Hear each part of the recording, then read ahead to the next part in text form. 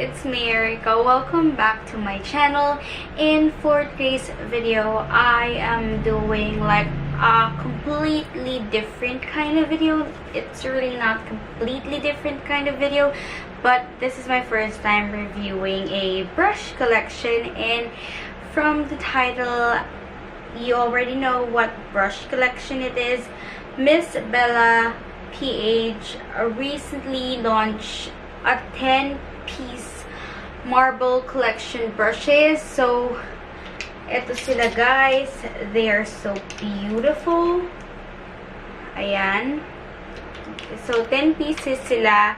You have 5 pieces for your face and then 5 pieces for your eyes. So, this retails for 850 pesos.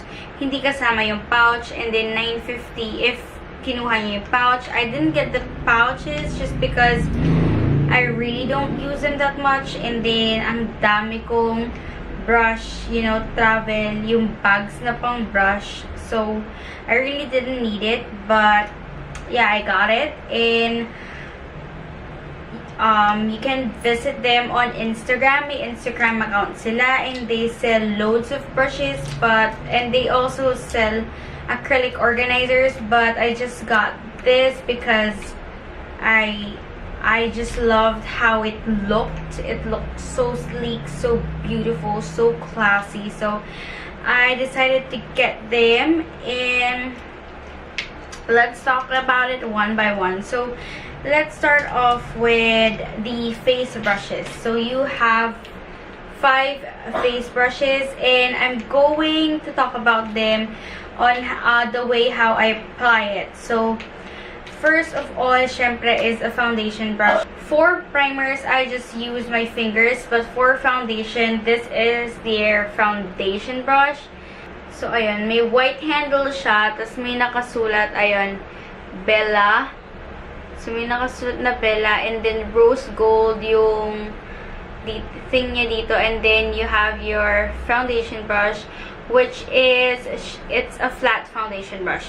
So, pinapakita ko sa inyo, sorry if madumi, ginamit ko na sila. I've been using them for days. I've been testing it out hanggang sa mabuo ko nga yung what I think about them. So, I really didn't see the need for a foundation brush kasi nga, I mostly opt for a beauty blender, but today I've used this for the very first time, and guys, I love this brush. Like, this brush is amazing. Sobrang ganda ng brush na to, guys. As in, nung binabuff ko yung foundation ko gamit ito, so first I use is tapping motions, and then I buff it out. It buffs it so beautifully and so perfectly. Sobrang ganda nung foundation after na-apply. So, it's not as dense as you can see, nabibend siya ng bongga, but still, it buffs your foundation nicely. It applies it nicely. Sobrang na-impress ako sa kanya kanina kasi sobrang ganda talaga nung pag-apply niya ng foundation ko, and it's not streaky. Hindi siya nag-leave ng brush strokes. I was pleasantly surprised by that. Hindi siya nag-leave ng any brush strokes, and sobrang ganda talaga ng pagkaka-apply ng foundation gamit ito. So this is the flat one, the flat brush, and I really like it. By the way, ito din yung ginamit ko para mag-buff ng concealer ko. I just like pinched it like that para umabot sa area nito, and it applied it perfectly as well. I have no complaints. I really like this, and I think I'm going to reach for this a lot, like a ton. I really love it. Like, it just buffs my foundation nicely and blends my concealer nicely as well, and it's amazing. Now we will move on to what I use for my powder. And for powders, I use this brush. So it's oddly shaped. I believe wala pa akong brush na ganito yung shape, but it's like it's a fluffy one. Like, it's really fluffy, and ayan siya. Ayan siya, guys. Para siyang tapered. It goes to like a taper at the end, as you can see. para siyang nagtitaper, and then pero hindi siya tightly pinched dito. So I cannot explain this brush, but it applies my powder nicely. I mean, it powders my face. As you can see, it's big enough. Hindi siya sobrang laki, so it will fit like most of faces. So tamang-tama yung size niya para sa lahat. So you can apply powder under your eye, you can set your nose, you can dust off your bake with this, and I think you can bronze with it as well. Yeah, if you like bronzing, you know, yung parang the bronze lang yung skin mo, parang light bronzing and all that jazz, this would work on that purpose as well. Same siya, may Bella name siya dyan, and then it's white, it's like a rose gold here, and it has pala gray and then white bristles. So it's gray to white or white to gray. And yeah, so I really love this for powder. That's how I personally use it. By the way, these are light, like it is light, parang wala kang brush na hawak, but the bristles are nice and soft, guys. It's nice and soft, and it applies my powder beautifully on my skin. So the next brush is actually contour brush, and this is also what I use to bronze up and all that jazz. So it is this is an angled brush. As you can see, it's really pinched. As you, ayan o, nakikita nyo, it's like pinched. And ayan yung shape niya. It is angled, so it hugs your contours perfectly. Yan, perfect siya. Pang contour and pang bronze. Mababronze siya talaga perfectly yung face mo. Is it my go-to contour brush? No, I have another brush that I love for that purpose, but it's not a bad brush. It's not my preferred brush, but it works. It really works. Can you see that? It really fits my cheeks perfectly. I would definitely use this again for contouring, kasi I don't see myself using this for blush just because it's too tapered. Like, yeah, can you guys see? It's like, it's too pinched for a blush brush, and it's dense. It's really dense, as you guys can see. Parang mas tightly packed siya para maging blush brush. This is nice, really nice for contouring. So if you're looking for a set that has a good contour brush, then this set is bomb, because the brush is really nice. It's really good. So next is my blush brush. So this is what I personally use for blush. You can also use this for powders if you prefer. So this is it. That is the brush. It's more rounded than the powder brush, so I'm going to like put them side by side. So this is like the powder brush, and this is the blush brush. So ayan sila, guys. So makikita nyo yung difference, that this has longer bristles and it's more fluffier, while this has, and it is tapered, kind of tapered, and this is just like a rounded dome-shaped brush. So I love this for blush because it like fits on the apples of my cheeks perfectly. So you guys can see, perfect na perfect siya for apples of my cheeks. And then I take my blush on that way as well, and it just applies it nicely. As you can see, ayan na, saktong-sakto siya sa apples ng cheeks ko. So yeah, it's a very nice powder brush. It doesn't make my blush look patchy or streaky or whatsoever. It applies it nicely, and it gives me that beautiful blush effect. And sobrang nababuff niya sa skin mo yung blush. Sobrang nabablend. So yeah, it's what I use for my blush today, and it's amazing. I love this. It's one of my favorite brushes in this collection. Like, this would be like one of my go-to blush brushes. This is the last face brush, and it is this. It's a fan brush, and this is what I use for highlights. So it's just a regular fan brush, and ang gusto ko sa fan brush na to is that it is not, you know, may mga fan brush na parang kulang-kulang yung bristles, na parang wala nang na-apply sa skin mo, but this, Yung bristles niya, madami. I'm going to do that. Can you see? Madami yung bristles niya. So, talagang may na-apply siyang highlight sa cheeks mo. And, tamang-tama siyang pang-highlight ng cheeks, guys. Oh. Tamang-tama. It's like the right size. And, it's just a beautiful brush na pang-highlight talaga. So, you can use this if you want a more subtle highlight. And then, just build your highlight as you go on. Para hindi sobrang pack. So, ito, perfect siyang gamitin if you're for that natural days highlight. And perfect din siyang gamitin if you like that bam highlight. Basta i-build up nyo lang because, I mean, this brush so far is like my favorite like fan brush. This is like my favorite fan brush because it's dense enough and fluffy enough to like apply the right amount of highlight on my face. So yeah, I really do love this as well. So we will now proceed to the eye brushes. And the first eye brush is actually a blending brush. So yan, ito yung nag-iisang blending brush. Ayan siya, guys. And it's just a regular blending brush. Actually, it's bigger than a regular blending brush. Mas malaki yung, mas longer yung bristles niya. I don't prefer this kind of blending brushes, but I'm not saying that it is bad. It is actually good.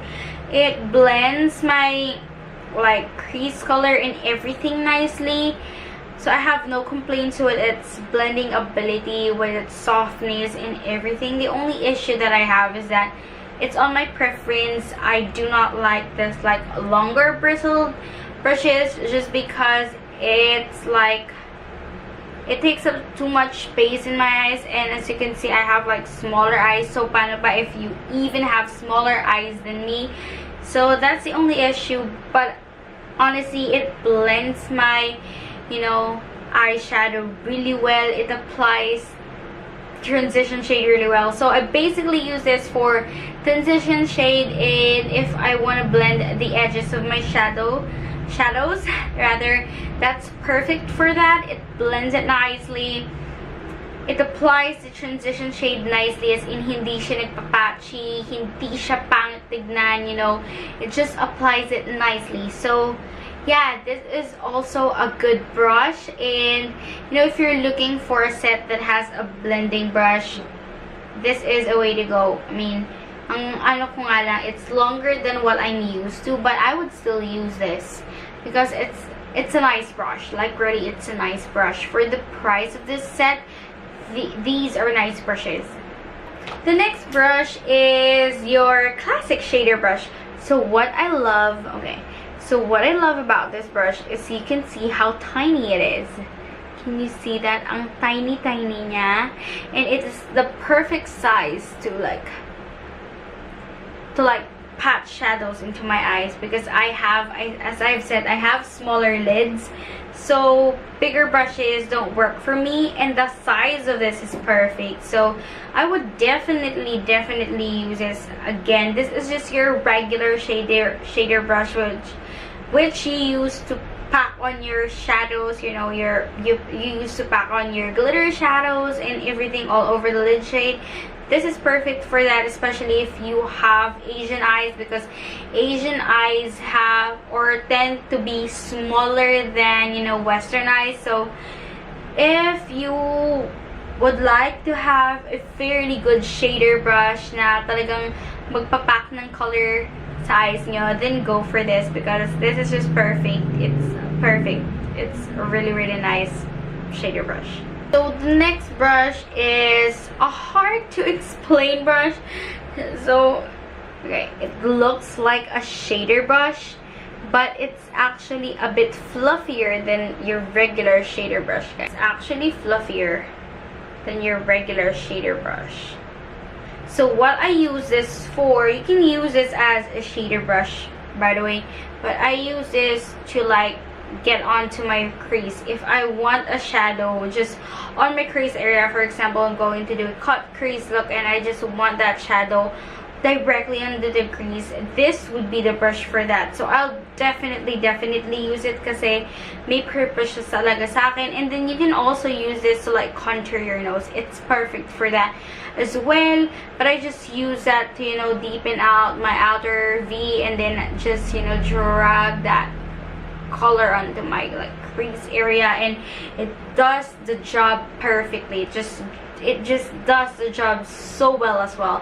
Definitely I would get a use out of this brush because it's good. It's really good.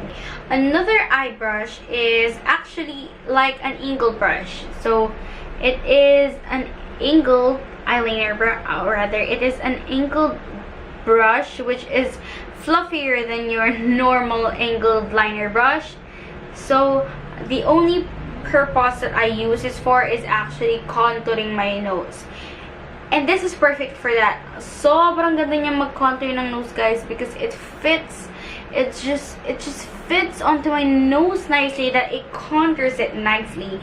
So if you are looking for your perfect contour brush, nose brush, and I mean your perfect nose contouring brush, this is the way to go. This will be your best friend because it just oh my goodness, it just applies the contour on my nose perfectly, like really good. And then the last brush I'm going to talk about, I haven't used this, I would be honest, and this is the angled liner brush. So you can use this for liner, or you can use this for your eyebrows.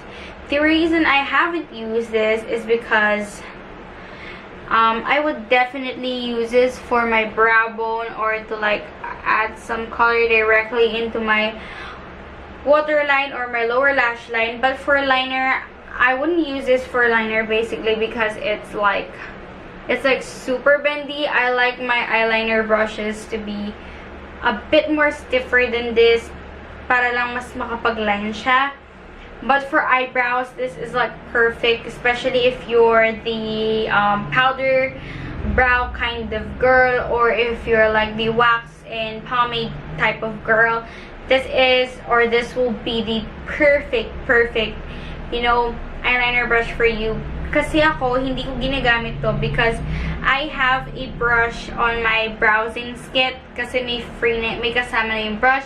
So I basically go for that brush, pero I would really definitely use this for my brows anytime soon, especially if, you know, powder lang yung gagamitin ko sa brows ko. So yeah, it's a good brush as well. So my overall thoughts with this brush set is that it's amazing for the price. It is really good.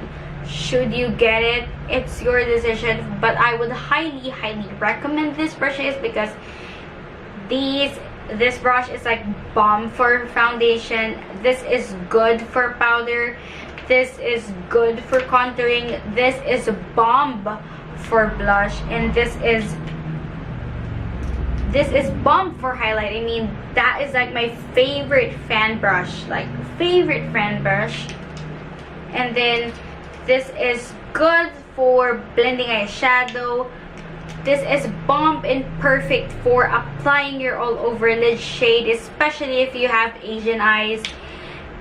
This is like perfection for nose contouring. This is like a fairly good brush as well.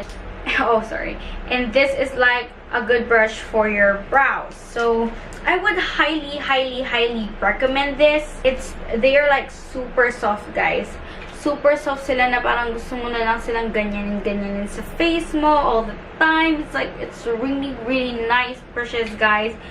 Hindi mo akalaing 850 lang. Hindi mo akalaing 850 lang yung set na to because it's really soft. The bristles are really soft. They are put together nicely. Hindi sila nagsished. Hindi sila kagaya iba nag-a-apply ka, nagsished. No, they don't shed at all. And then, makikita mo sa shape niya talaga na talagang maganda yung pagkakadikit ng brushes or ng bristles. It's just you should get this, especially if you are a beginner and you're looking for a brush set that will have everything for you. Like, it covers face and eyes all in one, and this is the brush set for you. As in, a full look and a full glam look magagawa mo dito.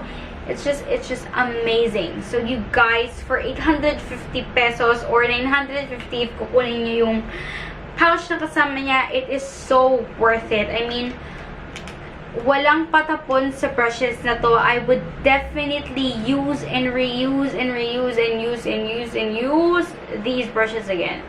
Kasi that's how good quality they are. I really love them. Some of this would be on my top shelves. Kahit itong 5 lang, bibilin ko talaga yung brush set. Sinasabi ko na sa inyo, perfect for foundation and concealer yung brush na to because it was just a blended nicely. So, blended na blended talaga, and then pack na pack talaga. This would like put your highlight like you're on a dream kasi you can put it like, you know, alam mo yung mga days na gusto mo lang ng glow, konting glow, ibibigay niya. For the days na gusto mo ng boom boom glow, ibibigay niya din. You just have to build up a bit, and it's like pack highlight. And so this is like the perfect blush brush. Like, it hugs my cheeks nicely. It's my new favorite powder. It's my new favorite like blush brush. And then magagamit mo siya as powder brush. And then you have something perfect for your nose contouring, which I'm addicted to, and something perfect that would fit my eyelids. So these are like my favorite brushes from this collection, and the rest of the brushes, I think they are nice and they are good quality, and I would still definitely use them. So that's it, guys. So ililink ko yung shop ni Miss Bella. So ililink ko yung Instagram ni Miss Bella PH, and ililink ko din yung website nila so that you can visit them. So hindi nga lang brushes yung tinda nila. They also have acrylic makeup organizers if you want to check that out. And yeah, guys, so to sum everything up, I would highly recommend this. They are soft. They are soft. They are affordable. Madali mo silang mabibili. Yes, online mo lang siya mapapurchase, but sobrang bait ng seller. If you have inquiries, questions, sasagutin niya lahat. So, kung may tanong kayo, diretso lang kayo sa kanya dahil sasagutin niya naman lahat. Your item will be shipped immediately. Basta nagbayad ka na, kinabukasan usually, isi-ship na yung item mo. And yes, that's it, guys. So yeah, I highly recommend these brushes. So you should get them if you're starting off with, you know, your makeup routine and you want something that would give you that whole face of look. You have that here. You have 5 face brushes and you have 5 eye brushes. And yes, guys, or kung gusto nyo lang dagdagan yung brushes, yung brush collection nyo, maganda tong pang additional, guys. So yeah, so that's it for this video, guys. If you like this video, then please give this video a big thumbs up and click that subscribe button down below to be a part of my family.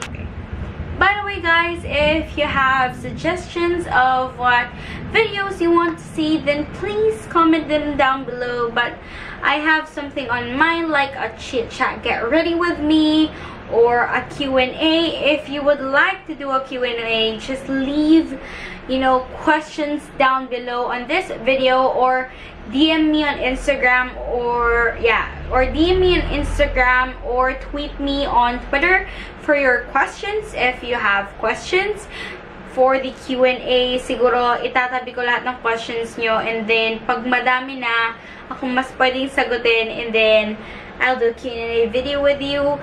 But pwede din akong gumawa ng simple, like a life update. You know, I've been struggling a lot. Siguro yung mostly sa inyo alam yun. So if you wanna know how I'm really doing, then just comment down below.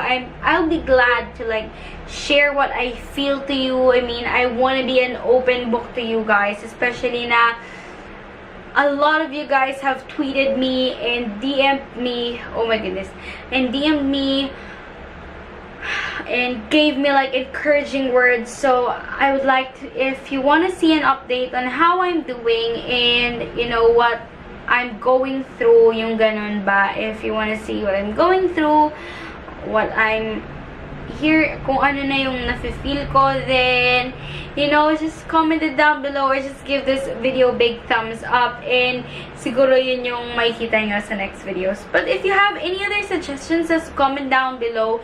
Sinusulat ko lahat yan, and then maybe if hindi ako makapili, I'll just, you know, have a randomizer and, you know, pick a video that, you know, yung lalabas na video, and then, yeah. So, thank you so much for watching, and I will see you on my next video. Bye, guys!